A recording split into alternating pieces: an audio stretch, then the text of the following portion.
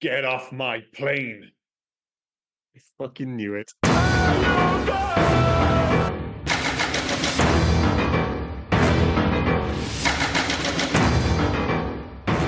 I'm Liam, this is Rob, and after covering the never-ending story, we take a look back at our second Wolfgang Petersen movie of 2024 with 1997's often brilliant, occasionally ridiculous, but always fun Air Force One. With Harrison Ford arguably playing the greatest president of all time, Gary Oldman spitting his way through a wonderfully villainous role, and Xander Berkeley playing Gibbs. This is the quintessential 90s political action thriller with just a dollop of Team America thrown in for good measure. Rob, I love this movie growing up. I still love it now, but man, I forgot just how dumb this movie gets towards the end. Yeah, it has its issues towards the end. I mean, the visual effects do have their issues and things like I love how you third build Xander Berkeley because one of my notes was nobody is hiring this obvious sociopath for the Secret Service. But you want to protect the president, but you're Xander Berkeley, yeah? You're obviously going to turn on him. Yeah, No, well, the thing is, you seriously, you're gonna the first chance you get, you're going to turn on the president. No, I'm not. You're Xander Berkeley. Of course you are. the only other the other side of that coin is, and I don't want to like diss the actor, but he's so forgettable that, honest to God, I've seen this film before, and I just forgot he like not only that he was in it, but that he had double crossed the president. I was just like, man, Gary Oldman's character dies much earlier than And I you thought, thought. yeah, And then there are very few movies where the main villain dies, and then there's like 20 minutes left. And honestly, he died, and I looked, I was like, this is like 20 minutes. I was like, oh yeah, Xander Berkeley's still fucking knocking around. He would be amazing on The Traitors. I'm not sure if our US listeners get that reference, if they get The Traitors, but like he's just the guy who just sits in the background, and then all of a sudden he's won the show.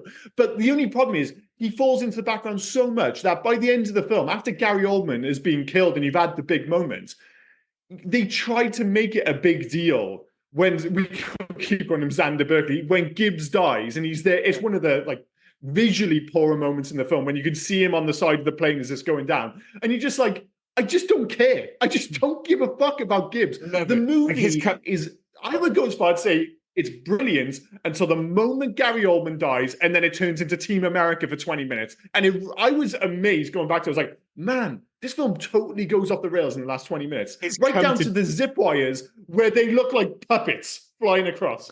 his come to Jesus death scene at the end, where he's just in the middle of the doorway as it's about to hit the water, and you see him bounce off the water as he crashes. They couldn't have zoomed in it's him. right. And when the weirdest thing is, his right? ratio, his proportions with him in the doorway were so totally out of whack. It was just we need to make him a little bit larger than the plane, just so you can clearly see him as the plane crashes. And you're right. After Yeah. Gary Oldman got killed, you were like, "Well, what the fuck is wrong with the rest of this film?"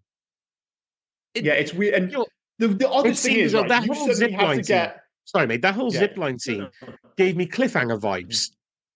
Like where they're Yeah, ziplining yeah. into the plane and everything, and it was just so funny. It was ridiculous. It just doesn't look great. Like the film is patently quite ridiculous. I mean, it's Die Hard on a plane. I mean, Yeah. we'll get to that in a moment. But the ending is like they don't know quite what to do with, like, they have this big sequence with Gary Oldman. They're like, fuck, we still have to have the whole plane landing. And then they kind of push the emphasis onto Gibbs. And you forget that Gibbs, of course, you've known from pretty early in the film that he's double crossed the president, but you never ever know why.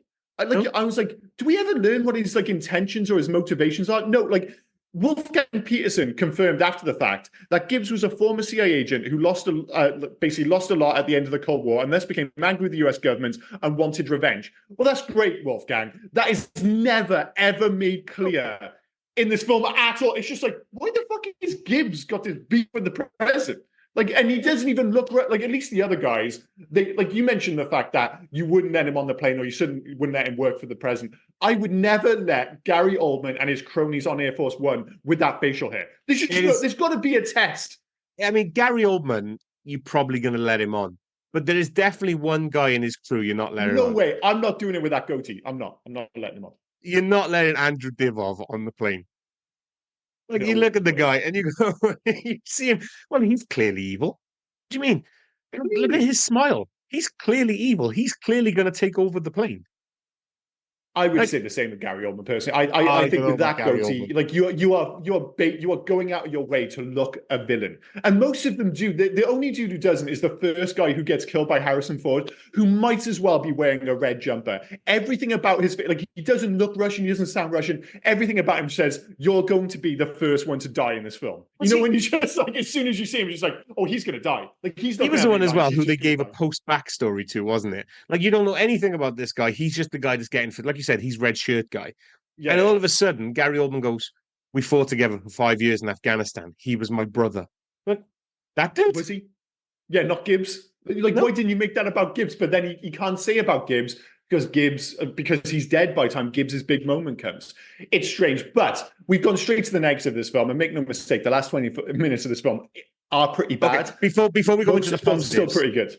before Yeah, we yeah. go into the positives, you picked this film for one reason and one reason only, and I don't care what you say. It was Mhm. because I couldn't say Kazakhstan, wasn't it? And you were hoping that for Uh, the entire thing, I would say the general of Kazakhstan again.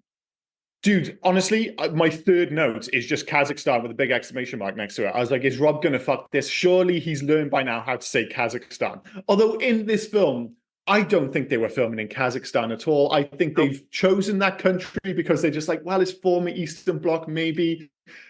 I don't know. That whole sequence doesn't really land for me. In fact, the opening is the other slightly dodgy part of this film.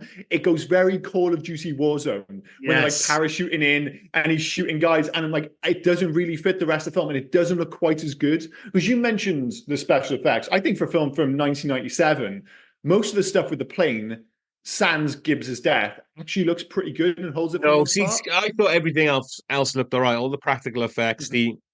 the Call of Duty scene at the beginning, everything like that, I thought looked great.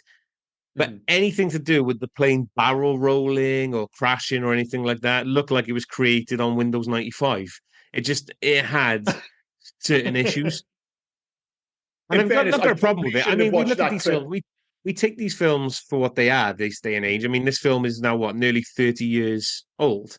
Mhm, mhm. So it is what it is. And it That's doesn't rough, take, man. I know, it doesn't take away from the enjoyment of the film. Well, My I'd say the question, weirdest thing with this film, it's just hard to find it nowadays. Because if you type in Air Force One, I was like, okay, I wonder what's going to come into Google. Will it be, the movie, or will it be actually Air Force One? No, it's the fucking trainer. It's the trainer's the first thing that comes up. That's so that's Nike's dominance. for me, I didn't get the trainer. I was getting this random Air Force One down B movie that was released last year. Oh my God, it's not Air Yeah. Force One with Harrison Ford. And as we already mentioned, if nothing else, it should be this because for my money, I think this is the best interpretation of the American president on screen. And I think he's actually the exact president that the United States needs now. Because I was like, I wonder if this guy's like Republican or Democrat. So he's described as a Republican Bill Clinton, but without all the weird sex stuff. But it's like arguably The that's what it weird needs. sex He's a stuff. Republican, but he's more moderate. You need someone in the middle. And when he gives that speech in Russia, I'm like, dude, man, I am on fucking board. Like, in fairness, I was looking up the best cinematic presidents, and there aren't actually that many to choose from. So Michael Douglas in the aptly named The American President, the Rob Reiner film from 1995, I think it was. There's Bill Pullman in Independence Day, who's up for both best and worst president. He gave that kind of performance where he might have simultaneously been up for an Oscar and a Razzie in the same year. It's Yeah, just that kind yeah. of performance. I actually quite like Jack Nicholson in Mars Attacks. There's Morgan Freeman in Deep Impact. But I think the two that really stood out, and they're not going to count here because they're for the TV rather than for movies, are Michael Sheen, Martin Sheen in The West Wing, and Dennis Haysbert in as David Palmer in 24. Those two are the ones I really remember, but they're TV. So for my money, in terms of like on the big screen, it might actually be Harrison Ford. This might be the best president we ever got. Not Rod Scheider. Was it Rod Scheider? Who was the guy from Sequest DSV? That was Rod Scheider, wasn't it? I'm just thinking of Rob Schneider now. I'm like, if there Yeah. is a movie where Rob I Schneider love, is playing the sorry, American president, that isn't the answer. I love how I went Sequest DSV. Who was the main guy from Jaws? Um, Rob Scheider? Rod Scheider. Yeah, Roy. sorry, I've got Roy Scheider. Roy Scheider. I've just Roy got Scheider. Rob Schneider. I remember a film. I couldn't get Rob Schneider out of my head, which is a terrible thing. I remember a film where he played the president, and Patrick Muldoon from Starship Troopers was the Secret Service agent that had to protect him from Chinese insurgents. And also, And he was a I'm just great going to put it president. right. I know I made an error there. I am 100% going to blame you. And you've already thrown yourself under the bus there. You're the only person who uses that name and goes, the guy from Deep, what was it? seaQuest DSV. Instead of Jaws, one of the most famous movies of all time, and you go to fucking a seaQuest spin-off? Get fucked, dude. I mean, that is ridiculous. I mean, that is peak Rob. There's no beating that. There is no beating picking seaQuest over Jaws. Forget about it. I can't come back from that. Let's move on because that was that was brilliant. That was brilliant. That's unbelievable. I mean, we mentioned at the top the fact that this really is, but we almost don't think of it as being Die Hard on a plane because it's got Gary Oldman, because it's got Harrison Ford. But, a couple of weeks ago, we did Under Siege, and we're like, well, that's Die Hard on a boat. On a boat, and then we always said, it's like, when we were doing the podcast, we're like, well, there was Under Siege 2, which was Die Hard on a train. Why didn't they do Die Hard on a plane? And it's just like, this is that film, although it would be a very different movie if Steven Seagal. I wouldn't even have Steven Seagal as Casey Ryback playing the president. I would do like an alternative executive decision where Harrison Ford gets killed off really early in the film, and Casey Ryback just happens to be the chef on Air Force One, and he has to kill and then at the end of the film, I know he kills Glenn Close and becomes the president himself, because Casey Ryback, there's no way he's putting up with a woman president. There's just no fucking way. So I don't want to say this is the unofficial Under Siege 3 treatment, but it is Die Hard on a plane. It really is. Do you think as well there's way too many people on that plane? 100%. And do they really need that many? Because I understood you've got the house staff, you've got the pilot, you've got the Secret Service. But who are the random guys just hitching a ride home? The ones who were in the same area as the terrorists. Mm-hmm. They mean nothing. They were just cannon fodder at that point. Like, what were they there for? I think I think you've answered your own question. I think they are just cannon fodder. I don't think narratively it makes any sense. I think they just needed a few people to die and still have enough people for that sequence where they're like, oh, we're going to kill a hostage every whatever minutes kind of thing, and for there to be enough people there for it to make sense.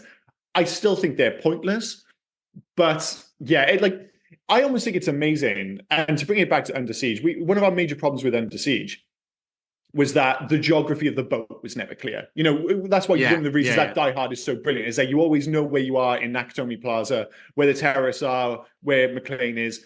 In this, they do a really good job of not only explaining the geography of the plane, but somehow making it work in a movie where, all right, it's a big plane. There's only so many places you can go. How are they not finding him in the fucking cargo hold, dude? I forgot how much time he spends in that cargo hold. Literally, he's there for most of the movie. Most of his insertion into that, into the plane, is in the cargo hold. So he's doing everything from the cargo hold, and they're like, "Oh, we're not going to go down there because he could probably pick us off. So we're just going to watch the one door." Okay, but he's causing trouble. They've got all those weapons. They could throw a smoke grenade. They could just rush him. And you're telling me there's not one we know there was at least one disposable Russian Kazakhstani terrorist. No, sorry, it was Russian. I do apologize. Who died earlier. Maybe he should have been the guy. But I don't know why they just left him in the cargo hold. They do just enough to take your mind off it. And the fact that they should be able to really find him. Once they know he's on the plane, it should be over relatively quickly. Even if he is, a Purple Heart winner or whatever the fuck it is, they should be able to sort him out relatively quickly, but they do drag it out. And like you said, he spends so much time in the cargo hold, and it's because he doesn't really have anywhere else to go, because as soon as he comes out of the cargo hold, he almost has to be mega active from that point on. And that's what happens. You're always going towards the end game. As soon as he gets out of the cargo hold, he gets the other guys out of the room and they're off to the races and they're fighting the terrorists. But like you said, he spends an exorbitant amount of time in that goddamn cargo hold, and he does a lot of acting on his own, which he's, in fairness, very good at. Make no mistake, Elia Baskin does some of the best face acting I've ever seen in this film. When the terrorists steal Air Force One at the start, he's the pilot, isn't he? He's the best friend. Yeah. Yeah, And his yeah. face acting in that sequence is only matched possibly by Harrison Ford's body acting while they're doing the hostage countdown. You know, when he's like, I'm going to shoot this woman. And he keeps like umming and ahhing whether he should run out and help her or whether he should hold back. Like he acts his ass off in the sequence, but he never quite gets to the levels of Elia Baskin, whose face is just turned up to 22 for that sequence. You know, I wanted to ask, right, the logistics of the capsule, the escape pod. Sorry, I couldn't think of the The name. bizarre Apollo capsule. Yeah. Is So, that legit? but I couldn't tell. I mean, if you Yeah. look at things like Escape from New York or randomly Big Game starring Samuel L. Jackson, where he was the president as well, Yeah. you've got these escape pods. That's fine. Mhm. I'm assuming there is definitely an escape pod for the Oh, president they've got against. yeah.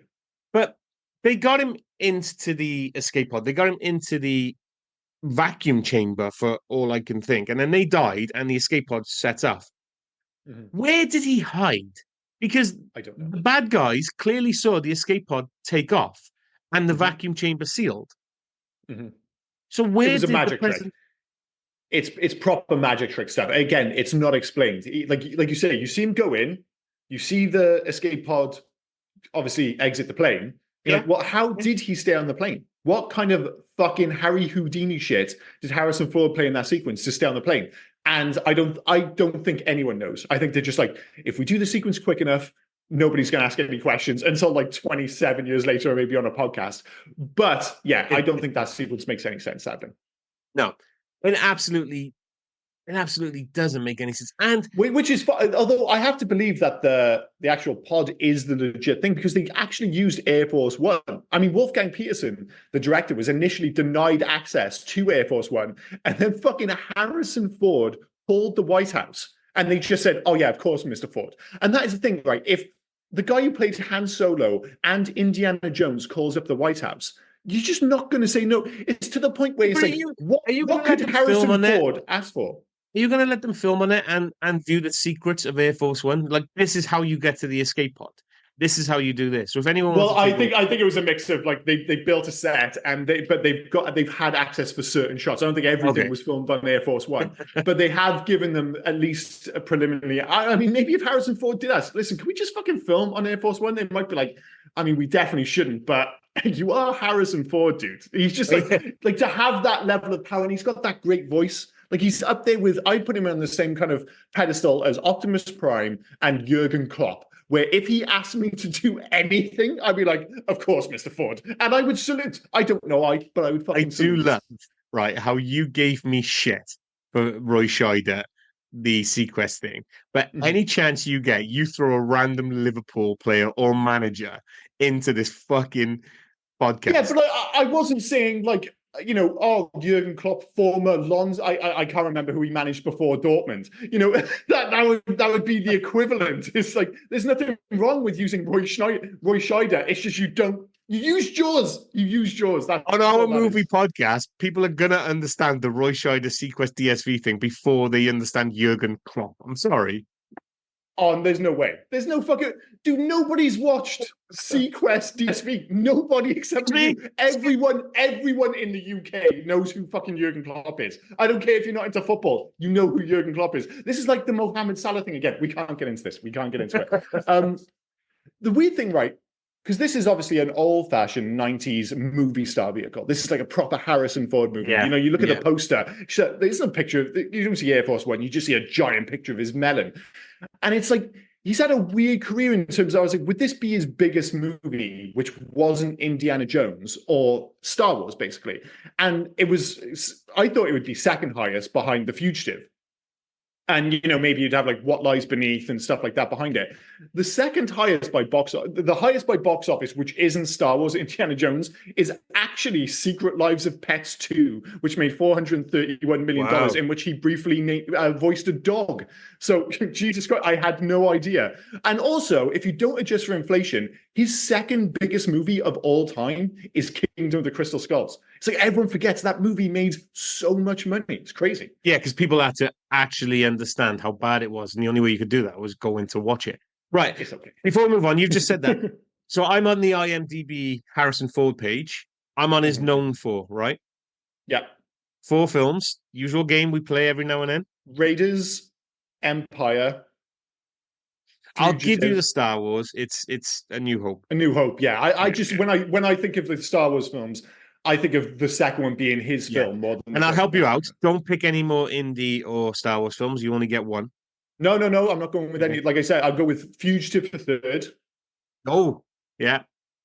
And I don't think it's going to be this, otherwise you wouldn't bring it up. So I'm going to go with What Lies Beneath. Oh, no. Oh, God damn it. 3 out Fucking of 4. I'll take that. Witness.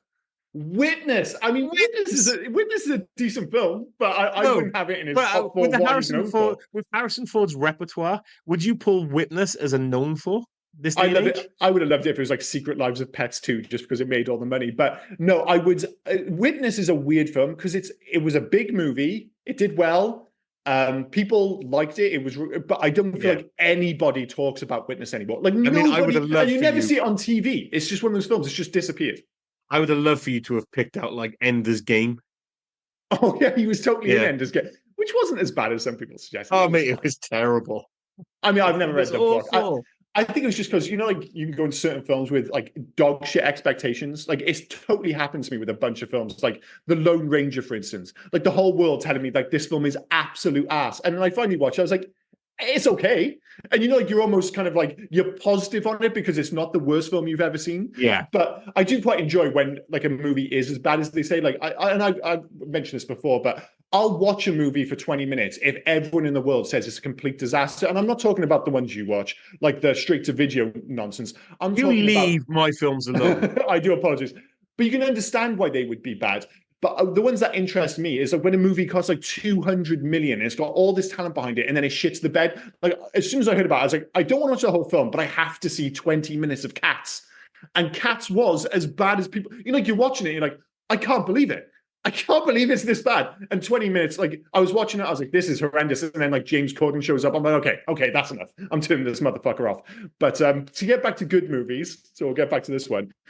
As I said, I mean, it almost feels like it's part of an unofficial trilogy of 90s political action movies. Like you got these in the 90s, these star, and that to bring it back to the box office, you get this drop off after his big, I'm Han Solo, Indiana Jones.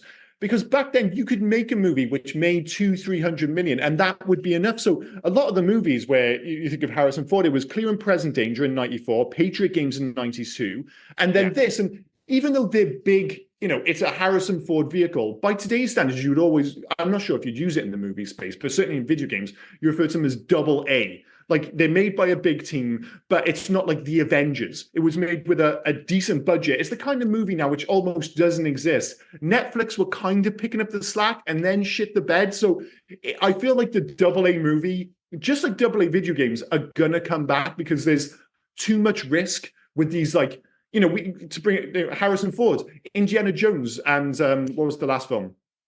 The Dial of Destiny. Dial of Destiny. The biggest issue with that film had a lot of issues. It cost too much. Like that film still made like 300-400 million, but to break even had to make 600 million.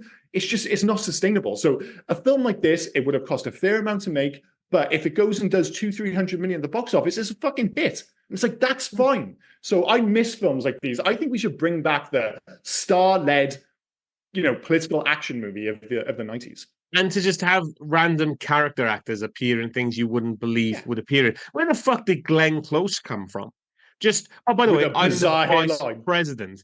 And the odd, weird, trying to talk down to you sexual tension thing Gary Oldman had going with it. Are you sweating through your blouse yet?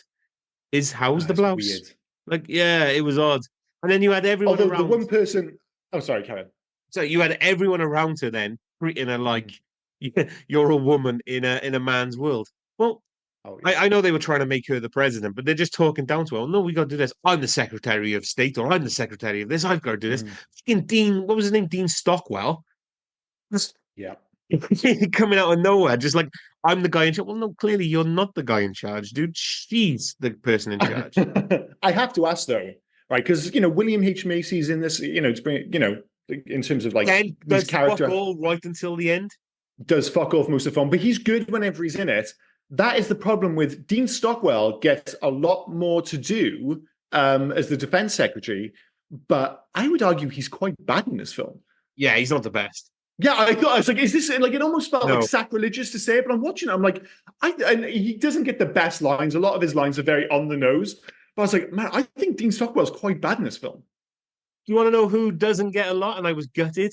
Was the general of Kazakhstan, Jurgen Prochnow. Oh Like yeah, that, yeah, he's always you good. see that guy, and you're thinking, and they drag him out of bed at the end, at the beginning. Yeah, Sorry, they chuck him on the plane, and then at the end, they shoot him. he Like, does. He does have his moment though when he gets to like he looks, he's there with his badges and he's walking out to his soldiers. But the moment like the lights come on him and he has like that panic look and he tries to run for it, I'm like, he's kind of acting his ass off in that sequence. So he has his moment in fairness. he was on set for one day, wasn't he? It had to have been. Oh well, no, maybe two because he had to do. Maybe there was the sequence in his bed and then the sequence in the prison. So maybe a day and a half. Oh yeah, because they had. I suppose they had to shave him. Yeah, yeah, there is that. Yeah. But I'd say one not interesting thing with this movie, and it's something we rarely think about because we're not Russian. But I'm watching this film, and Gary Oldman is fantastic in this film. He's great at playing villains, especially in the '90s, was his real heyday of playing villains with like, stuff like this and Leon, whatever. But I was like, is his Russian accent actually any good? So I decided to look it up. So I checked Russia Beyond, whatever that is, and it appears that it's actually held in pretty high regard. It's not like in terms of like the best examples of a Western actor doing a Russian accent.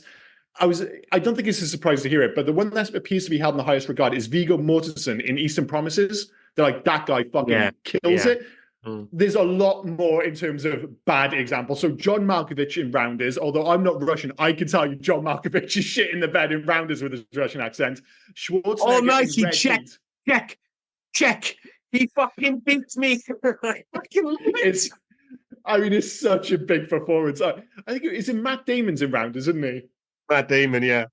Yeah, yeah. Like I was watching it. I'm sure it was him doing the interview. He's like, oh, he's there with like John Malkovich. He's like, this is going to be awesome. And then in like the line readings, he starts giving this accent. He's like, holy shit, John Malkovich has fucking shown up. It's like, yeah, he's going for it. But the high watermark for truly terrible Russian accents remains Sean Connery in Hunt for Red October, which will come to the surprise of no one. I even went out of my way to rewatch a few scenes, and there's a sequence where he's supposed to be actually speaking Russian, and there's like a comment saying that's not even Russian. It's completely like you're just talking gibberish. It's ridiculous. It's not even close. The Hunt for Red October coming circa Glasgow or somewhere like that. I mean, he's never been good. I mean, even the movie he famously won the Oscar for The Untouchables. If you watch that film, in the sequence when he meets, like basically he gets introduced as like just a beat cop, and he runs into what's his name, Kevin Costner on the bridge. Kevin Costner, yeah. There is a hint of an Irish accent in that opening sequence. It is duly abandoned for the rest of the film. He's just like, and I'm not even going to say a Scottish accent. I live in Scotland. I live in Edinburgh, where he grew up. Nobody speaks like Sean Connery. So he just went back to talking like Sean Connery. Fair enough. Got away with it. Can I go back? Because I'm going to take this off the rails again to Jurgen Prochnow. Because he's done loads of films. We know this. And if you thought Jurgen Prochnow and you go, oh yeah, the guy he was in Judge Dredd. He was one of the judges, obviously. He was the guy that brought in Armand Assante. He was in The Replacement Killers. A good film with Chow Yun-fat. Yeah. The film I immediately thought of, House of the Dead. Oh, he was totally in the Uwe Boll film. Based on the Sega. Ball? Is it Uwe Boll? However you say it. Uwe Boll, how you pronounce his name? He was he was the captain with Ron Howard's brother, wasn't he? Dude, you haven't seen that, have you? I went to the cinema to see that. Oh, dude, right. Listen, I am the biggest Sega fan in the world. Like I'm a video game guy, but I'm a Sega dude. And like one of the most iconic Sega franchises is House of the Dead. And even that wouldn't get me within a fucking country mile of that movie. I watched the trailer. I was like, yep, that's enough of that. I mean, Uwe Boll went through this weird phase in like early to like late noughties, whatever it was, where he just kept making really obscure video game franchises. He did Far Cry back in the day, and that he was in Far Cry as well, I think. I've seen them all. I've seen Far Cry, and I don't think Jurgen Prochnow was in Far Cry. No, he's not. I was thinking of the guy from Inglourious Bastards, I think, isn't it? Tig. What was his name? Tig. Yeah. Tig. I got it by you. It's 2 secs. Good man. Till Schweiger. Till Schweiger. That's a great name. Till Schweiger. Yeah. So he did that. Yeah, he did. I love how I just brought this off the rails. He did Blood Rain, Alone Oh, in the that's see, Dark. most people haven't even heard of the fucking video game Blood Rain. That is so niche. Sorry, not just Blood Rain. He's done Blood Rain, Blood Rain 2, Blood Rain 3. Amazing, amazing. Yeah. Oh, He Alone in did. the Dark had fucking Christian Slater in it. Yes. Dude, Alone in the Alone Dark in the 2 Dark is didn't, though. coming back. They're bringing back a new video game in that. But when Alone he in the made it, Dark everybody with Christian forgot about Slater it. and Stephen Dorff and Tara Reid. Didn't he do like they actually gave him a budget with Jason Statham and he did The King and I. I'm not making In that the up, am Name of the I? King, a Dungeon In the Siege Name of the film. King. Yeah. And That's that, it. Dungeon Siege. That's a fucking that's a video game. that ended up being shit, but they decided, you know what, we'll double down. So they did a sequel, and I think the sequel had the dude from Prison Break in it, not the main character, the brother, Dominic Purcell. Yeah. And then the third one had The Dolph third Lundgren. one. Dolph Lundgren. Amazing. But it was I just remember at that, like Dungeon at that Siege. point, they run out of ideas, and they went, you know what, Dolph Lundgren's a cop from the future. He just gets sent back in time to Dungeon Siege times. Are you fucking shitting me? Nope. I see now. I'm like, do I have to watch this goddamn movie? I might have to. It's ridiculous. Oh, How so- the hell are we going to get this back to Air Force One? We've gone so off the rails. All right, wait, I've got it. Right. In this film, we mentioned the fact that Gary Oldman's character dies a bit too early, and the ending is a little bit of a letdown. I would say the best sequence in this film, and I'm stepping on favorite sequence here a little bit. Actually, totally stepping on favorite sequence. The landing sequence is amazing. When they take the plane and they're trying to get them to land the plane, and we get all the acting with Elia Baskin's face. Oh, the land and take off one. Yeah, that sequence is amazing, and it's so rare that, you know, usually when you get these movies, the bad guys are all super professional at the start. You know, I'm immediately thinking of Die Hard, that, you know, they take the building, they take the bank super professionally, and then things go off the rails later on. In this, you are thinking, oh, well, how are the bad guys going to get out of this one? You know, you're almost rooting for the bad guys at the start of the film. It's really bizarre, but that sequence is so well shot, and you know it has to work because it's like 30 minutes into the movie, but it's super tense and incredibly well shot. I love that sequence. It is one of the better sequences. Like I said, it's so tense. It gives you, you know, because I totally forgot about it as well. I was like, do they actually land the plane? Is the rest of this film about them on the runway? And nope, straight back up in the air again. And it's just, your heart is doing that. Like the plane is doing it. It's ridiculous. Yeah. Well, because, you know, you think of other films, like they often try and do these sequences, something like Con Air, where they do land the plane and they have a sequence. But in terms of like, they kind of land the plane. And at one point I was like, I don't know. I can't remember how they get out of this. And I know they get back up in the air because that's how the rest of the film goes. But that whole sequence was super tense, incredibly well shot. And it was all about the bad guys, not about the good guys. Really good start to this film. And as I say, it's a shame that the best set piece in the movie is so early in the film. And it can detrimentally impact the rest of the movie. One that stands out for me is another bizarre choice here, but Superman Returns. The one from like 2007, 2008. The end of that film is fine, but there's a sequence, again, similar distance, 30 minutes into that film, involves a plane where Superman when he catches saves a plane in the baseball stadium. Yeah, it's one of my favorite action sequences of any superhero film. The rest of the film doesn't all work. I think it's underrated, but that sequence is pure, unadulterated peak Superman. And the rest of the film just can't match it. And I think this film has a slightly similar issue from an action perspective. When they get to the end and they, you know, because they don't want to turn it into an action sequence. I get it. They want Harrison Ford and Gary Oldman on screen together. They have that big face-off. It works, but then they're almost like, we need an action set piece after this. And that's when it goes off the rails. But it is what it is. Yeah, you'd think they would have been a better, as they're crashing, you can have a fight between Gary Oldman and Harrison Ford. But so just go, oh, do you know who we forgot about? Gibbs. You know, Gibbs with the loudest silencer in the world that nobody else heard when he took those three guys out. I just like there's a lot of odd sequences. Like when Harrison Ford finally makes out of the cargo hold, gets the rest of the, excuse me, we'll call them prisoners or whatever, and they're like, oh, we've got to make a plan, and their big plan is we need to send a fax, and nobody knows how to send a fax except for Sandra from accounts. And I was laughing at that on the first. plane as well, and he says, "I'll make you Secretary of State or wherever it is." Yeah, well, fair play. And she saves everyone's lives. Yeah. But then I was like, well, that's ridiculous. Only one person knows how to send a fax. But unbelievably, in my job, every so often you still have to send a fax, and it is basically impossible. You never Yeah. know the number to dial in. It always ends up back to front and upside down without fail. And she's got one shot at this. If I was in that position, they're like, "Has anyone sent a fax?" Like, well, I actually sent a fax about a month ago.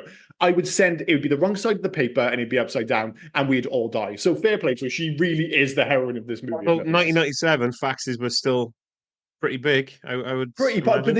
they've never been easy though. They've Are you never been. telling me as well, right? Are you telling me the president doesn't have his own emergency contact number? It does seem odd, doesn't it, that he had to just dial up like a Yeah, like random number. you have. There's got to be one Secret Service agent who has his own room Mm-hmm. in the White House. That if Yeah. that phone ever rings, well, we know that's the president. Mm-hmm. All the president has to remember is like 7 digits. Just remember, it could be 1, 2, 3, 4, 5, 6, fucking 7 for all we care. Yeah. Just remember this number, Mr. President, in case you're ever in trouble. No, he's got to go for the main switchboard where some woman's like, "Yeah, you ain't the fucking president." Oh yeah, and by the way, Susan on the switchboard, I'm not sure if that's her name. She is so bad at a job. You think like how seriously? I heard a story recently where somebody had texted like jokingly on a WhatsApp thing at the airport about having a bomb on the plane, but Yeah. they'd made the mistake of basically sending that message when they were on the airport Wi-Fi, and somebody's Oh, eventually read it, and they've had to have like jet show up to take the plane, not take the plane down as it blow out of the sky, but escort it back to the ground where the guy's got in loads of trouble.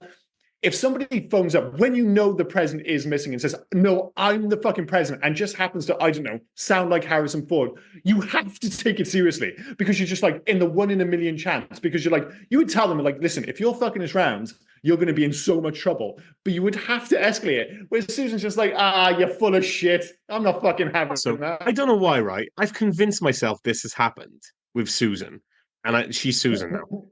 I have convinced She's myself. definitely Susan. Was she knitting? It looked like she was knitting. So yeah, okay. I convinced myself she was knitting, and I don't know why that I thought they wouldn't let her knit. Like again, in the White House, they let her just take her own knitting needles in. Yeah. Just as well, you've seen all the people they're just letting on the plane. They're letting Russians with dodgy facial hair. There's a bunch of people at the front. They're like, "Who are they?" I don't fucking know. We're just giving them a lift.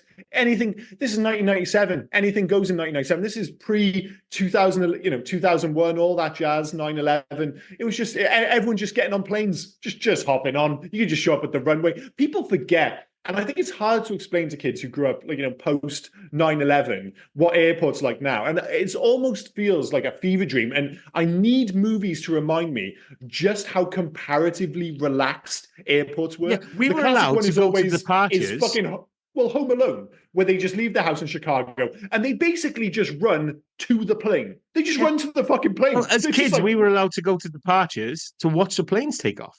yeah. It was, people were basically just on the fucking runway. It's like, yeah, of course. You can't fuck around on a plane. You all die. And then obviously these suicide guys go and ruin it for fucking everyone, assholes. But yeah, back before, like, post like 9/11, like you could just go basically through an airport onto a plane. Everything was fine. Those days are sadly gone. And obviously the same rules applied in 1997 on Air Force One, because anyone can fucking show up. I know, Absolutely ridiculous. I know it was 1997, but I am judging it in 2024 standards. When he wants the game put on the TV. Air Force One has all these bells and whistles, Mhm. and that fucking TV they put the game on. I thought, fucking hell, that was awful. Well, but this is 1997. Like, you got to I'm think still about. judging it now. I'm expecting the It's flat screen. Yeah, but there were no flat I screens. know. That's, and the thing is, right, it's not, people are like, "Oh, surely there's enough room there for a bigger screen." You had bigger screens in 1997. Yes, we did, but you forget about the ass that came with the screen on a TV in 1997. My friends had like a 30-inch TV when we were younger, and that seemed ludicrous. The standard, as bizarre as this sounds, when I was growing up, was 21-inch for your living room, was the complete standard. If you had a 30-inch TV, it basically took up half your fucking living room, because the arse in it was absolutely ginormous for the bulbs and all that other bollocks. Like, you look back at TVs then, they are so big. It's ridiculous. Like, a 21-inch TV took up half the goddamn room. So yeah, there's only so much room on Air Force One. It's Air Force One. It's still a plane. You're not getting a bigger TV on there. No My way. dad's friend needed help one day to move a 30-inch TV from upstairs Oh, And yeah, I've never seen seven men struggle to move a TV they before. weighed Yeah. so much. They weighed When so they much. when the inevitable happened and they dropped it, Of course. the crater it left was ridiculous. Oh, But they were so bad. that TV was fine. It was Oh perfectly yeah, yeah. fine. It was dropping an old-fashioned TV was like dropping a Nokia 3210, whatever they were called. 20, Oh, what were they 30, called? 3330 was it? Well, whatever one it Yeah. was, like those like indestructible phones. Now you drop a phone, and you're like, man, that's going to be fucked. Those you could just throw out the fucking window. And it was the same with those big ass TV. You weren't worried about the TV. You were worried about what the TV was landing on. Yeah. That's why if you watch a movie like Scream, you could kill someone by dropping a TV on their face. Now, if you dropped a TV on me, I'm sitting here looking at a 51-inch TV. You can drop that on me from the top of the building. It wouldn't hurt me. It would just break the. It might hurt me. It's not going to kill me. If you dropped a 1997 31-inch TV, like literally off a table onto my face, game over. Do you know pictures of Final Destination 2 when that massive pane of glass just crushed that kid? Oh yeah, yeah. I suppose Yeah. they bring it like whenever. I think most people when they think of Final Destination 2, you have to think of the logs, don't you? Oh, the logs, yeah. But when we're Yeah. talking about something made of glass crushing somebody, you're not going to say the Oh log. yeah, yeah, yeah. No, I Yeah. just can't. I literally, it's one of those films. Like if you say Destination 2, and I know exactly what sequence you're there, that sequence just tries to force its way into my Yeah. head. I It's love so as well. synonymous with that movie. Welcome to the Air Force One podcast, care of every other film on the fucking planet, apparently. I know, I know. And the thing is, I look at my next note for the movie, and it's literally, isn't Harrison Ford's hair reassuringly scruffy? It is, though. Like Yeah. every single movie Harrison Ford is in, his hair just looks scruffy, even when he's the president, in a pleasing way, because he's a very handsome man. But his hair's never like perfectly combed over. It always looks quite scruffy. And I think that's what gives him his everyman charm, even as he's playing the president in this film. But that is why this movie fundamentally works. It's a well-made political action thriller for sure, but the reason it works is because you've got Harrison Ford as the president, and you've got Gary Oldman as Ivan Korshunov, isn't it? And Yeah. they're both absolutely swinging for the fences in this film, especially Gary Oldman, who's brilliant at just spitting out these lines in Russian. But that is fundamentally why this film works, and why after Korshunov's death, it slightly goes off the rails and starts to feel a little bit silly. But for the most part, this film totally works for itself, I think. Like, other than one or two minor moments in regards to the special effects, I think it just holds up. It really does. And it's because most of it, like you said, is set in the cargo hold. So it's just like, yeah, it looks like a perfectly decent cargo hold. No problems here. Did you think as well, right? Wendy Crewson as Grace Marshall, who I could have sworn was played by fucking Ashley Judd. Mm-hmm. Did you think she'd ever think uh, her life would get better? So I'm playing Grace Marshall. I'm playing Harrison Ford's wife. In 3 years' time, I'm going to be Arnold Schwarzenegger's wife in the sixth day. Oh, the sixth day. But the problem is with her, and it's a true 90s cinema tradition of giving the wife proper fuck all to do. And Yeah. this is one of those movies, sadly. She is given absolutely fuck all to do. There's even like an open goal when they're all in like I don't know what you call it, the control deck, where you finally have the face off with Harrison Ford. Oh, they call it the cockpit. Gary Oldman. They called it all the cockpit. Yeah, the cockpit, whatever you want to call that section. And there is a real opportunity for her to do something, or for her to be given something to do in that sequence. But even then, she's removed from the equation. Like she's just standing there being wife to the president. And it's such a shame. But I mean, that sequence is still great because I love the bit where Harrison Ford is like standing his ground about like, we don't, negotiate with terrorists, and he's doing the countdown and he's about to shoot his daughter, and then he has that like strong men also cry, like his voice cracks, he's like, I'll do it, and it's just, you're like, oh yeah, that's why Harrison Ford's the man. And he's one of those rare like movie stars who can do it all. Like, as much as I love, say, Tom Cruise has a limit on the certain characters he can play, whereas Harrison Ford, it feels like he can do, despite the fact that he's like 6'2", handsome as fuck, he can just be the guy next door. Like Tom Cruise can't be the guy next guy. Harrison that Ford guy can play every character. Tom Cruise can only play pieces of shit. Like, I listen. I know you don't like him, but he's got that. But if you look at, say, right on the one end, you've got like ultra mega movie star Tom Cruise, who looks, and I know you're not a fan, but he looks like a movie star. Blah blah blah. Looks the part as Ethan Hawke. And then at the other end of this spectrum, you've got, say, Tom Hanks, who's a movie star, but he's the everyman kind of thing. But the thing is, with as good as Tom Hanks is, I don't think he works in this movie. I'm not saying he couldn't play the president in the movie. I don't think he could play this version of the president. no, I don't think so. I mean, you look at him in Road to Perdition, mind.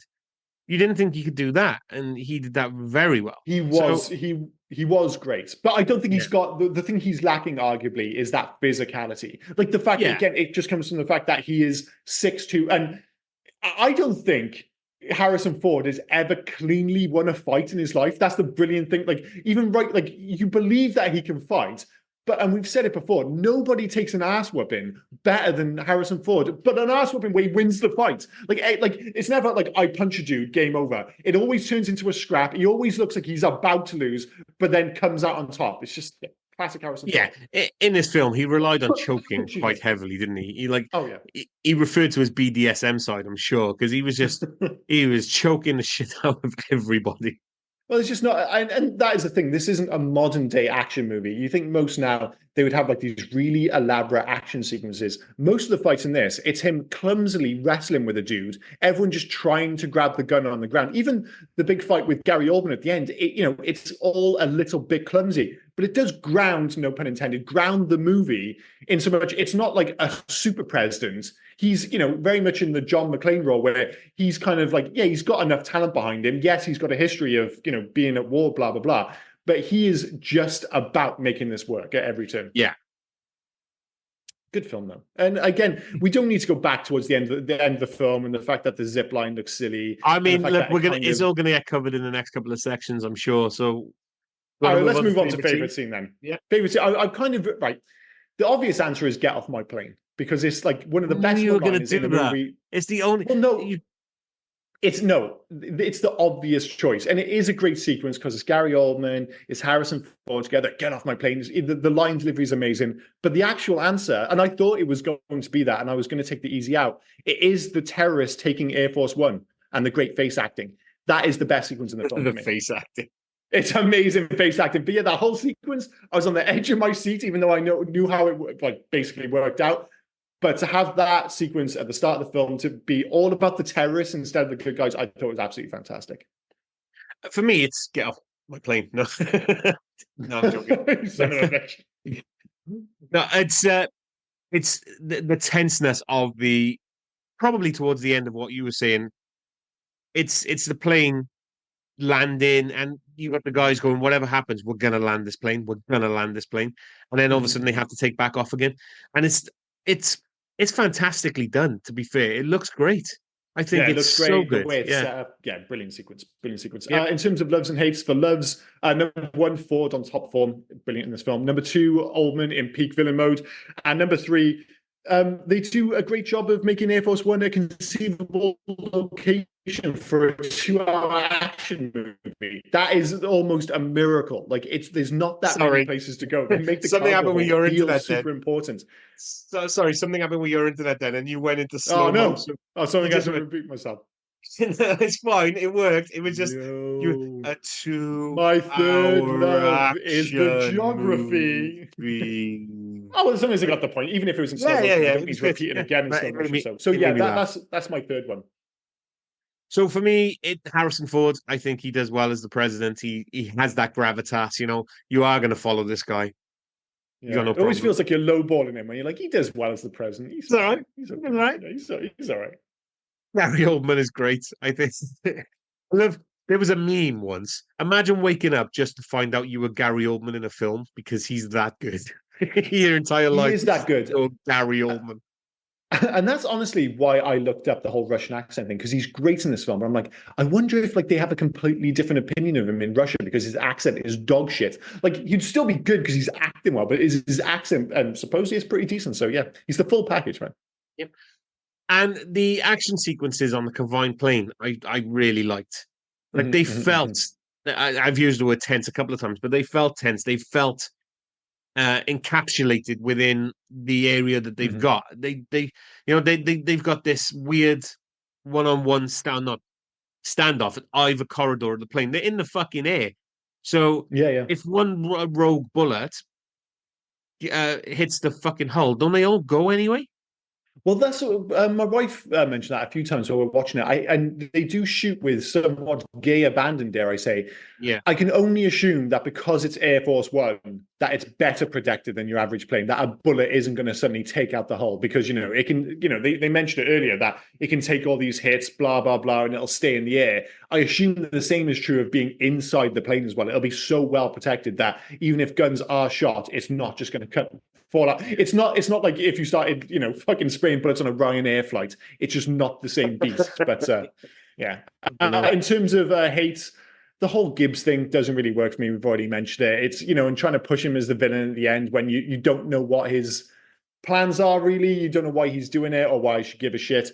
And that leads me into number two. Everything after Korshinov's death gets a tag Team America, including the zip lines. As soon as the MiGs show up, they're like, we've got MiGs, and you've got fucking Harrison Ford flying the plane. I'm like, we haven't got anyone to fly the plane. Oh, I beg to differ. We have Harrison Ford, sir. All a bit silly. And Elia Baskin's face acting has stuck with me more than I'd like. I still see it in my dreams. I'm not sure if it's brilliant or terrible, but I'm not sure if I want to remember it 2 weeks later. But hey, it is what it is. For me, not knowing Gibbs is the bad guy. Just look at the fucker. I know it's a film. I know it's not real life. You can't just look at a guy in the street and go, "Well, you're evil." So, but yeah, he's evil. And again, to 20 minutes left of the film, and then you take out he's evil. That's like Gary you Oldman. should be working. You should be working security on Air Force One. It's like, no, he's evil. It's like, why? Look at him. Like, okay, well, he didn't pass the rod test. He's gonna have to fucking go. And I go, shit, we landed safely. Maybe he was evil. I mean, I was like, dude, I don't know. I don't know. He does it. Some people say he can smell evil. Like he can just smell evil like a dog. I don't fucking get it, but he's got 100% record. He has nothing to back it up. He just eyeballs someone, gives them an ocular pat down, tells them, you're not getting on this fucking plane. 100%. Sorry, say ocular pat down. An ocular pat down. I assume you don't awesome. watch. That is the name for my next band. Well, wow, I have stolen it from Always Sunny in Philadelphia, so you have to talk with those guys. Oh, I don't watch Always Sunny, but okay, ocular pat down. That's fucking fantastic. You should totally watch Always Sunny, by the way. My second one is everybody in that situation room is fucking annoying. Glenn Close and everyone just Glenn Close is this amazing actress, but even she's slightly annoying. I'm the same as you. When we've hardly mentioned that whole sequence where they cut to the situation room, and it's for a reason. The only thing we mentioned is really Dean Stockwell is kind of annoying, but yeah, that's one of my least favorite parts of the film. Good shout. And the third one is towards the end. Well, actually, right at the end, where they're all in the situation room going, "Do you have the president? Do you have the president? Do you have the president?" You know, the pilot's going, "Oh, wait for this fucking banger of a line. Wait for this line. We'll just wait, but wait for this banger of a line. We are now Air Force One. Yay! They got the president. Everyone happy. Yeah. Oh, this is fucking stupid." Again, it almost reminds me of like the end of Independence Day. It suddenly turns into a bizarre B movie, which it just isn't. It's like all the credibility fell off the plane with Gary Oldman. Like it just flew out the fucking airlock with Gary Oldman. And for the rest of them, I'm like, oh, I guess I'll make a B movie. It's like, all right, fair enough. Let's fucking go with it. But I'll be amazed if there are any alternative titles for this film. But please tell me otherwise, sir. Yes and no. Right. So Argentina, it's called Presidential Plane. Okay, yeah. Canada, Air Force One, Presidential Aircraft. It's just unnecessary. Yep. Estonia, President's Plane. They just cook on the basis that not enough people in Estonia know what Air Force One is. That's all I can assume. Hungary, treating the president like a 12-year-old boy. Yes, it is your plane. Oh, it is. It's the president's special plane. Yes, it is. Get fucked. It's called the President's Special Plane. Yes.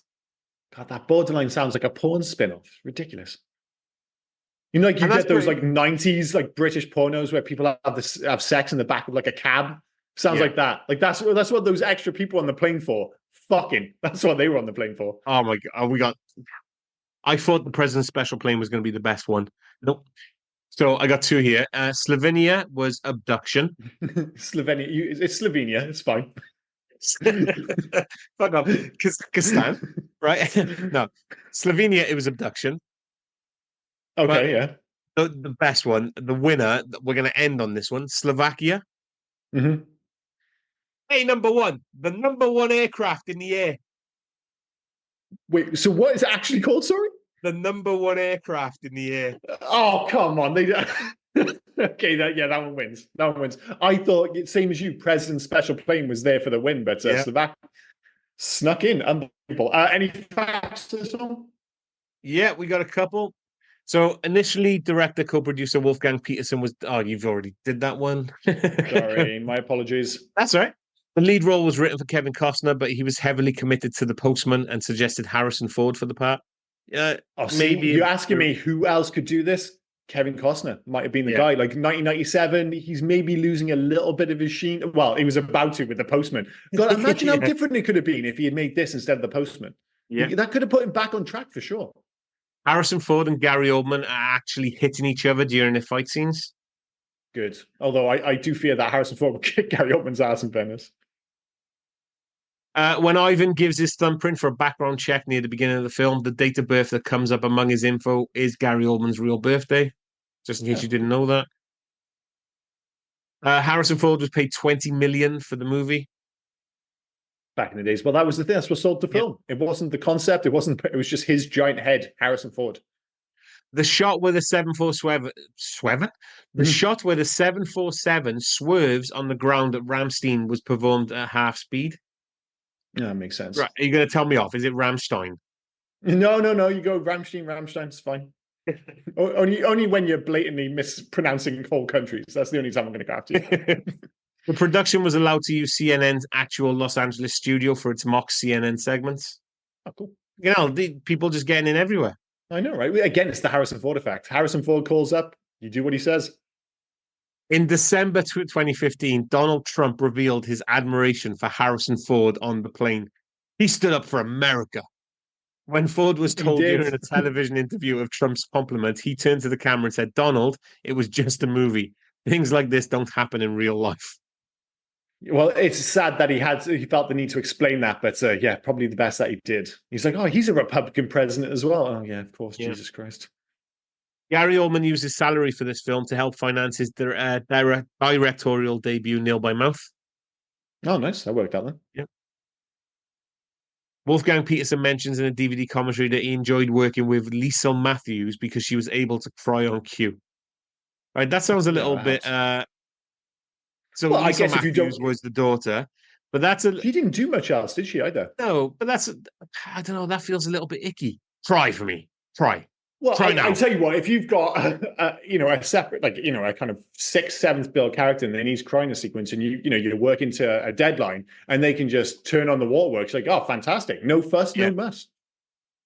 So Dean Stockwell and Jurgen Prochnow had previously appeared together in June and Beverly Hills Cop 2.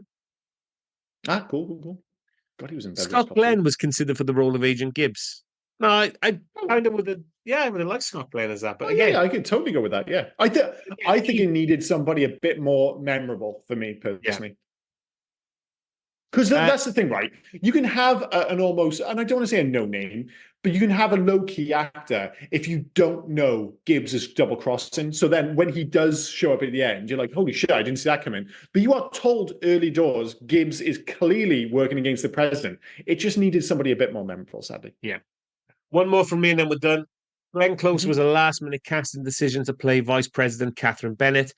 Close wore a wig from her own collection during shooting because her haircut at the time was too short for the role. She only made one objection. So much sense. She only made one objection about her character in the original script. They had written a scene of her breaking down and crying, and I said, I will not do that because I thought we'd be doing a woman a disfavor if we had that cliche moment where she breaks down. Nonetheless, the character does tear up visibly when the NSA advisor is killed while she's on the phone with the terrorists. That's fair enough, though. That's a different thing. Like, if she has a breakdown because you can't deal with it, it's completely different to having an emotional reaction to somebody getting murdered on the phone because of her decision. Yeah, that's totally fine. And like I said, that does help explain her slightly odd hairline. We're watching the film, like, what is going on with it? Like, there's something about her hair or hairline which just didn't sit right for us or didn't sit right on her head. And it's because she was wearing a wig, so I feel a lot better about that now. This is the next section is Hug to the Future. This is where we ask a question: remake, sequel, Don't Touch or Let It Die. For me, it is Don't Touch. Like, it's so wonderfully 90s. It's an old-fashioned movie star movie. I mean, like, if you're going to have this state, who would you even have as the president? Like, or, you know, are you going to do better than Harrison Ford and Gary Oldman in 2024? Like, you know, the obvious answer is someone saying Chris Pine. That is not the answer. I would, like, personally, we talked about Gibbs, like having some like Adam Driver as Gibbs. That would work. You could even maybe have Adam Driver as Korshunov. I think he might work as like the bad guy if you're going to do a modern day version. Although my answer to everything nowadays appears to be Adam Driver. Like, Bradley Cooper as the president, maybe? Does he have the physicality? No, I don't think so. I think you need how about Big Idris? I think he might work. Idris will work. I think, although, and I might just be saying that this is going back to Gibbs again now, I think, rather than the president. Just because I've been watching Halo season 2, Pablo Schreiber has this physical. Like, I just love Pablo Schreiber. I think he has this like amazing physicality. If he was like the guard, if you saw him at the end, even if he hasn't done much for the rest of the movie, he has this unbelievable physicality. Like, oh, this guy's going to be a problem. Another guy, a guy we both love, I think, has the same kind of thing. Is Joel Kinnaman. He just has this like. He just looks like he's always been big. He doesn't look like he bulked up for the role. He's just like, that guy's just fucking big. Have you seen Pablo Schreiber as Mad Sweeney in American Gods? Yeah. Oh my God. He's great. You want to see? He's big in that, and he's great. And what's the film with Jared Butler? Den of Thieves. With Ice Cube's kid, where they rob. It is Den of Thieves, isn't it? Yeah, Den of Thieves. Den of Thieves. Yeah. Pablo Schreiber's fucking dope in that film as well. You want to go for the president, mind? Yeah, leave Schreiber. Oh, Liev Schreiber would be great because he's another one. He doesn't look as naturally big, but you have to remember, like Wolverine, an origin story, whatever the fuck it was called, Origins. That was a bad film, except for fucking Liev Schreiber as Sabretooth. He was awesome. Like, he was all threat, and he's just, again, he's bigger than you because he's not as tall as Pablo. You don't like that's a dude. You should have them facing off against each other. Yeah, I'd have Liev Schreiber as the president. That's a great shout. Pablo Schreiber is Gibbs, so he ends up fighting him at the end. So it adds a bit of drama.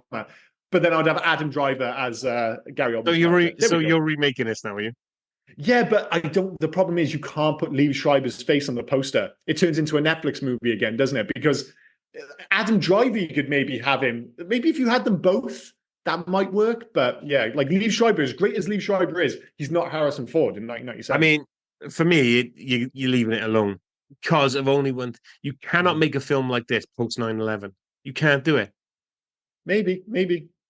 You cannot make a film. I'm not even sure what the answer is now. I said don't touch it, and then immediately talked myself out of it. So fuck knows. But no, I just think if you're going to do a remake, it can't be. It has to be a relatively big budget movie. You have to throw a bit of money in it. I don't want to see it on Netflix. I want to see it on the big screen. And as much as I like Liev Schreiber, I just feel like you need to find. I think maybe Idris Elba might be the guy for it. Yeah, Idris Elba has that. He has that calm demeanor, but also at any point he's gonna turn. Guy again. I mean, he's probably a similar size to Harrison Ford. Unfortunately, if they remake it, they're gonna make Jason Momoa as the president. So, or Timothy Chalamet, go the complete opposite direction. No, it would be fucking not Chris Pine. Who's the one who does Mario and all that shit? Chris Pratt. Yeah, sorry, I said Chris Pine. Chris Pratt. I do apologize. One of the fucking Chris's, but no, I think you are right. Let's just leave it in the past. I've talked myself back into it. In terms of making a change, so if you could only change one thing in the entire movie, for me, it's easy. It's keeping Korshunov alive until the end. That's the big thing for me. Yeah, that was mine. Yeah, I mean, the obvious answer. You spend so much time building him up as a threat, and then you take him out pretty much within 20. He should have been the guy holding onto the side of the plane, ready to bounce out. 100%. And don't get me wrong, I didn't have an issue with his death, like, on the back of the plane and the way he got choked and stuff. And obviously you get the great line in that sequence. That just needed to be the last thing that happened, basically. Like that, it just happened too early. So yeah, that is the correct answer. In terms of video games, there wasn't a video game, unsurprisingly. The thing is, there was Call of Duty Modern Warfare 3, the original one. Okay, that was set on, I think it was like the equivalent of like the Russian Air Force One, but the sequence works. And I think there is a plane mission on the new Modern Warfare as well. But I'm not sure if it works as a direct comparison, but I just think of like Call of Duty games having really good levels on planes. I'm just not sure if you can stretch that out as a whole movie on the plane. I don't know, but I think it needs that cinematic edge. So I'm going to say Call of Duty, but I'm not quite sure how it works over, say, like a 6-hour campaign. But Sorry, Naughty Dog, Uncharted 3, the plane sequence where you got the fight and everything, and the he's way it hanging out on the crashed and plane everything. from Yeah, that's Uncharted 3, yeah. yeah, Thieves End. Yeah, Yeah. That's probably the problem. Is the rest of the film doesn't quite like you're spending so much time on the plane. Like, yeah. I know what No, you mean, yeah. and that's the problem we've both got. We're both thinking about like set pieces linked to games. So I'm thinking of working through the plane in Call of Duty, and you're thinking about the bit where you're hanging out of the plane in Uncharted. But neither of us can quite figure out how the rest of the fucking video game works. So yeah, we'll go with your one just because it looks cooler. In terms of scores and recommendations, for me, this is like bang on 4 stars. Like even like with Yen not quite landing, again, no pun intended. I still think it's a great movie. I think Harrison Ford's fantastic. I think Gary Oldman's brilliant. The visuals still hold up. It's on Disney Plus now, so you can go and watch it. And it's just an easy watch. It's just an enjoyable. If you go back and look at all those, like I mentioned earlier, those political action thrillers that Harrison Ford did in the 90s. They're just like metronomic. They all made a really similar amount at the box office. They all did good numbers. They've all got almost exactly the same on IMDb. They're all like 6.9, 7.1, basically 4 stars. None of these films get close. The closest to sneaking up towards 5 stars is maybe The Fugitive of these films, but most of them are just like they're just good movies, 4-star, solid movies. They make around 200-300 million. Everybody likes them. Very few people truly love them, and that's absolutely fine. Yep. It's a 3 for me. It's middle of the road. There's good things about it. And then I say all that, it's a bang on 4, blah blah blah. I go, yep, it's a 3. It's middle of the road. It does good things. It has bad things. It makes you laugh places you shouldn't be laughing. It makes you hold your hand. Like you can't give the ending too much credit. Like it's. But in regards to recommendations, if you want to see Die Hard on a this or Die Hard on a that, then I would highly recommend it. Yeah. It's weird because this rarely comes up in that conversation, but it is one of the better Die Hards on something. And I know I said 4 stars, and I am going to stick with that, but I totally get the 3 stars because the last 20 minutes is arguably a 2-star finale. Like it really does go off the rails a little bit, but the rest of the film I think is very good. So 3, 4, but I think we're both landing on the same thing. It's just like, it's totally rewatchable. You can totally go back and enjoy it. Like, I'd be amazed if anyone came back and said, like, if someone's like, oh, I love that film, I would get it if they liked it more than us, especially if they could put up with the finale. I would be amazed if anyone came back and said, I hate Air Force One. I'd be like, really? Fucking, like, it's just a likable film in the, like you said, 3, 4-star range. So, yeah, that's the important thing. Totally recommendable. Yeah, absolutely. All right, well, that's been 1997's Air Force One. So what are we covering next week? So when in the year 2000, when I was 17, I want to say, I was on holiday in Spain with a bunch of college lads, and I destroyed... Where the fuck is this going? Yes, wait. I destroyed my leg. I shattered my kneecap and fractured my leg top to bottom. I have a lovely scar to prove it nearly 20 years later, or over 20 years later. He does. I've seen the scar. It's quite impressive. Yeah. I spent 3 weeks in hospital in Spain. Then I got flown back and had to spend a week in hospital in Cardiff. Then I had to go to Swansea to have skin graft. So I spent a lot of times watching films. Now, I don't know if you remember if you spent any time in a Cardiff hospital in 2000, but they used to have the TVs attached to your bed, where you could buy 7-day passes for like Sky One and Sky Movies and things like this. Oh, cool, yeah. Anytime I ever think of this film, I always think fondly to the time I destroyed my leg. So we're going to watch Gladiator. Oh, well, I wasn't expecting that at all. We're not watching that Gladiator. Oh, God. I We was are going to watching- say, I seem to recall you saying you weren't a big fan of Ridley Scott's Gladiator. No, The obvious That's why choice we're when not somebody watching says that. 2000s Gladiator. We are watching the better Gladiator, 1992, directed by Rowdy Herrington, who directed Roadhouse, Mm-hmm. starring James Marshall from Twin Peaks, Yeah. Cuba Gooding Jr., Brian Dennehy, about underground boxing. Wowzers. I mean, I have to assume there are going to be other fans out there, but Jesus wept, that is a deep cut. And I can see the poster. I am very much aware of this film. Two despite very the fact that when sweaty you men. said- Yeah, I mean, Yeah. I still, when I thought of like Gladiator in the 2000s, like, oh, well, this would be a nice surprise. I'll watch Ridley Scott's Gladiator, a classic of the era, dare I say. And with the sequel coming up, why wouldn't we? No, we're doing the Gladiator. Yeah, the Fair better enough. one, in my opinion. I mean, can it even be found? Where does one go to watch It's Gladiator? I checked before we did this. It's on Amazon Prime for us in the UK. Oh, okay, fair enough. Gladiator 1992.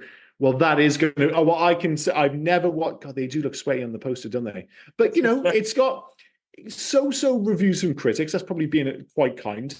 But it does have a 6.5 out of 10 on IMDb, so people like this film.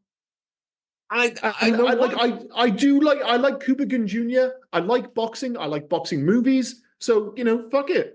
And I'm not sure about James Marshall. I think there's a reason he didn't have a big career. I was never convinced he was necessarily great. And I love Twin Peaks. He was a strange screen presence in that show, but it's a strange show, so I don't want to judge I him always on that, remember he did another film, right?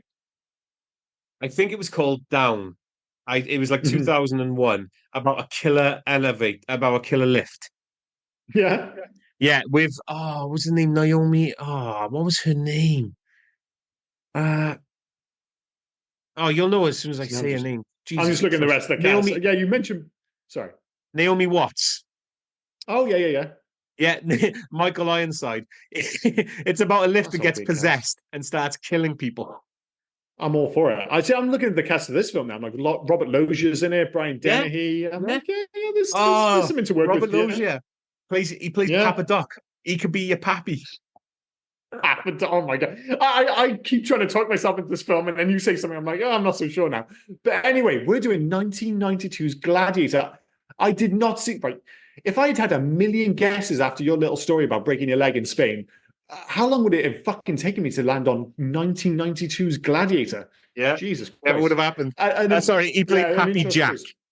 Happy Jack, not Papa Doc. This will be one of those films, though, where we put this online and we find out that loads of people have really fond memories of this film. So, as I said, I remember it being a thing. I haven't seen it, so I don't want to be like too judgmental. And I like some of the actors involved, so let's give it a go. So, yeah, this has been 1997's Air Force One. Do join us next week for 1992's Gladiator, apparently. Do you have anything else to add before we wrap it up? Just apologies for the lateness in this one. Illness on my part, unfortunately. I just could not speak last week. So we are. Yeah, I heard him. Hope you In enjoyed. fairness to him, he tried to. He was like, "Oh, maybe we could do this." I heard him. He sounded like shit. It wouldn't have worked. So we hope you enjoyed the re-listen of what did we do last week? What did we release? Episode 3, because of the whole like it was the 25th anniversary of the prequel starting. But I thought, rather than do episode 1, like the obvious choice would be, I was like, just re-release episode 3 because at least you like that film a little bit more. I mean, if we're nothing in this podcast, we like to swerve, should we say? We certainly do, yeah. That's Gladiator. So yeah, I've been Liam. He has been Rob. You've been listening to Hey You Guys podcast. Oh, and before I forget, where can folk reach us if they were so inclined to? Well, you can actually reach us on Hey You Guys 80s at Facebook, Instagram, and on Twitter. But if you want to send us a mail, do heyyouguys80s@gmail.com. Send us in your recommendations. Send us in your thoughts about any of the episodes. Just literally talk to us. We'll have a one-sided talk with you on the podcast. Yeah. We're nice folk. Get in touch. But no, cheers, guys. Bye-bye. Cheers, guys. Bye now. Hey, you guys!